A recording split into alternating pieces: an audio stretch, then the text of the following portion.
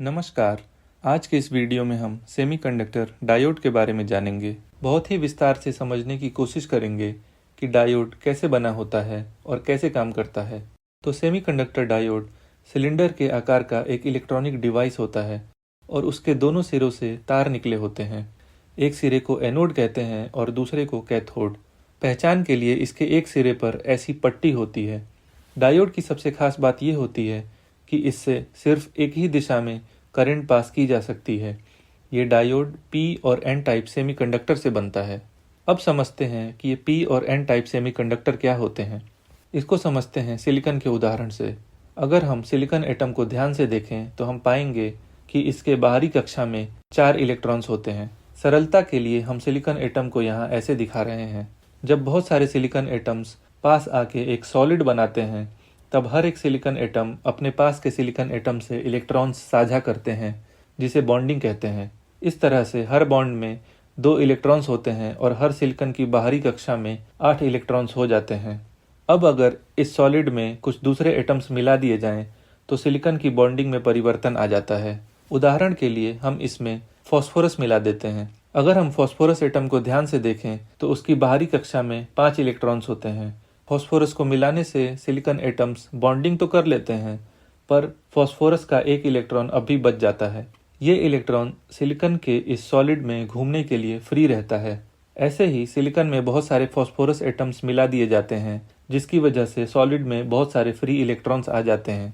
इस अवस्था में सॉलिड को एन टाइप सेमीकंडक्टर कहते हैं और सिलिकॉन में फॉस्फोरस मिलाने की इस प्रक्रिया को डोपिंग कहते हैं। अब क्या हो अगर फॉस्फोरस की जगह कोई दूसरा एटम मिला दिया जाए। अब हम इसमें बोरॉन मिला देते हैं। बोरॉन के एटम की बाहरी कक्षा में सिर्फ 3 इलेक्ट्रॉन्स ही होते हैं। जब इसे सिलिकॉन में मिलाया जाता है तो सारे सिलिकॉन एटम्स इसके साथ बॉन्डिंग नहीं कर पाते और इस तरह से इलेक्ट्रॉन के लिए एक जगह खाली रह जाती है। इस खाली जगह को होल कहते हैं। इसका मतलब यहाँ पर कुछ भी नहीं होता, पर अगर कोई इलेक्ट्रॉन बाहर से आए तो वो इसकी जगह लेकर बॉन्डिंग पूरी कर सकता है। इस तरह से बहुत सारे बोरॉन एटम्स मिलाने की वजह से सिलिकॉन में बहुत सारे होल्स मौजूद रहते हैं। इस अवस्था में उसे पी टाइप सेमीकंडक्टर कहते हैं। किसी पी टाइप सेमीकंडक्टर में जब इलेक्ट्रॉन्स एक एटम से दूसरे एटम पर जाते हैं तो ऐसे प्रतीत होता है जैसे होल्स अपना स्थान बदल रहे हों। इसलिए पी टाइप सेमीकंडक्टर में इलेक्ट्रॉन्स के मोशन की जगह होल्स के मोशन की बात की जाती है। यहाँ पर ध्यान देने की बात यह है कि दोनों ही एन टाइप और पी टाइप सेमीकंडक्टर के किसी भी एटम पर कोई चार्ज नहीं रहता, क्योंकि पूरे सॉलिड से ना ही एक भी इलेक्ट्रॉन निकाला गया है और ना ही इसमें एक भी अतिरिक्त इलेक्ट्रॉन डाला गया है। अब समझते हैं कि जब सिलिकॉन में फॉस्फोरस और बोरॉन दोनों को मिलाया जाता है तब क्या होता है। ये दोनों एटम्स मिलाने से एक ही सिलिकॉन में पी और एन टाइप दोनों बनते हैं और जहाँ पर पी और एन टाइप मिलते हैं उसे जंक्शन बोलते हैं। अब जैसे ही पी और एन टाइप को मिलाया जाता है तो एन साइड के कुछ इलेक्ट्रॉन्स जो जंक्शन के पास होते हैं वो पी की तरफ चले जाते हैं। इस प्रक्रिया को डिफ्यूजन कहते हैं। इलेक्ट्रॉन्स देने की वजह से एन साइड के एटम्स पर पॉजिटिव चार्ज आ जाता है। वैसे ही एक इलेक्ट्रॉन ज़्यादा होने की वजह से पी साइड के एटम्स पर निगेटिव चार्ज आ जाता है। इस तरह से जंक्शन के पास के एटम्स आयनाइज हो जाते हैं। अब जंक्शन के पास के निगेटिव आयंस और इलेक्ट्रॉन्स को पी साइड आने से रोकने लगते हैं और डिफ्यूजन प्रक्रिया रुक जाती है। अब अगर इस जंक्शन को ध्यान से देखें तो हम पाएंगे कि जंक्शन के पास पॉजिटिव और निगेटिव दोनों आयंस मौजूद रहते हैं। इस क्षेत्र को डिप्लीशन रीजन कहते हैं, जिसमें आयंस की वजह से जंक्शन पर एक इलेक्ट्रिक पोटेंशियल बन जाता है। तो इस तरह से पीएन जंक्शन यानी डायोड बनता है। अब हम फॉरवर्ड और रिवर्स बायस की अवस्था समझने की कोशिश करेंगे। जानेंगे कि जब डायोड से करंट पास की जाती है तब क्या होता है। तो अब डायोड से करंट पास करने के लिए डायोड के पी साइड को बैटरी के पॉजिटिव टर्मिनल से और एन साइड को निगेटिव टर्मिनल से जोड़ देते हैं।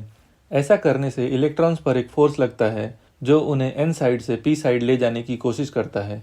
इस अवस्था में इलेक्ट्रॉन्स डिप्लीशन रीजन को पार कर जाते हैं और होल से होते हुए डायोड से बाहर निकल जाते हैं। साथ ही अगर हम डिप्लीशन रीजन पर ध्यान दें तो एन साइड में कुछ इलेक्ट्रॉन्स पॉजिटिव आयंस को फिर से न्यूट्रल एटम में बदल देते हैं और पी साइड के निगेटिव आयंस लिया हुआ इलेक्ट्रॉन बाहर निकाल के न्यूट्रल एटम में बदल जाते हैं। इस तरह से डिप्लीशन रीजन में आयंस की संख्या कम हो जाती है और साथ ही डिप्लीशन रीजन का पोटेंशियल भी कम हो जाता है। इस अवस्था को फॉरवर्ड बायस कहते हैं और इस अवस्था में डायोड से करंट पास की जा सकती है। अब रिवर्स बायस की अवस्था को समझते हैं। इस अवस्था में डायोड के पी साइड को बैटरी के नेगेटिव टर्मिनल से और एन साइड को पॉजिटिव टर्मिनल से जोड़ दिया जाता है। अब एन साइड के इलेक्ट्रॉन्स पर उल्टी दिशा में फोर्स लगता है और वो एन साइड से बाहर जाने की कोशिश करते हैं।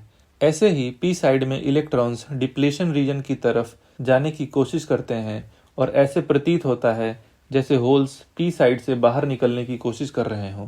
अब अगर डिप्लेशन रीजन पर ध्यान दें तो एन साइड से इलेक्ट्रॉन निकलने की वजह से कुछ एटम्स पॉजिटिव आयंस बन जाते हैं और वहीं पी साइड में और इलेक्ट्रॉन्स आने की वजह से कुछ एटम्स निगेटिवली चार्ज हो जाते हैं।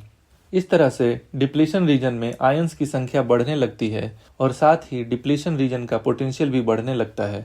इस अवस्था में डायोड से कोई करंट पास नहीं होती। इस तरह से डायोड को जरूरत के अनुसार फॉरवर्ड या रिवर्स बायस अवस्था में इस्तेमाल किया जाता है। डायोड सेमीकंडक्टर इंडस्ट्री का एक बहुत ही महत्वपूर्ण अंग है।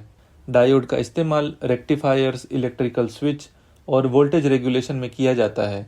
साथ ही LED यानी लाइट इमिटिंग डायोड भी एक प्रकार का डायोड ही है। उम्मीद करता हूँ आज के इस वीडियो से आपने डायोड की संरचना और उसके काम करने के सिद्धांत को समझा होगा। अगर आपको ये वीडियो पसंद आया तो लाइक और सब्सक्राइब जरूर करें। जय हिंद, जय भारत।